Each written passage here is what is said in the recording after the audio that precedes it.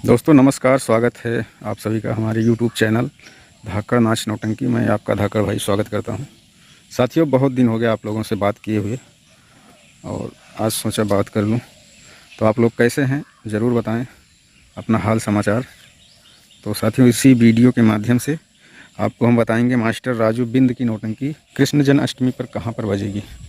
तो आप लोग बने रहिए हमारे साथ। तो साथियों, जैसा कि आप लोग देख रहे हैं, बारिश का मौसम है और धान की खेती बहुत बढ़िया से है इस समय। और आपके एरिया में कैसी खेती है धान की, आप लोग ज़रूर बताएं। और बारिश के मौसम में पूरा चारों तरफ हरा भरा मैदान रहता है और गांव का ही बहुत ही सुहावना मौसम ही रहता है। तो साथियों, आज का जो कार्यक्रम है मास्टर राजू बिंद का, इसमें कुछ चेंज किए हैं कलाकार में। जैसे कुछ कलाकार बाहर हैं और कुछ नए कलाकार और पुराने कलाकार हैं मंडली में इस समय। तो आज का जो नौटंकी होगा मास्टर राजू बिंद का, बहुत ही अच्छा और बहुत ही मज़ा आएगा।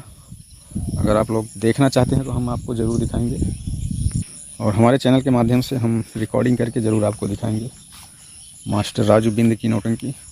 तो साथियों, आज का जो प्रोग्राम लगा हुआ है ग्राम सभा दमदम, और ये उनका ही ग्राम सभा है।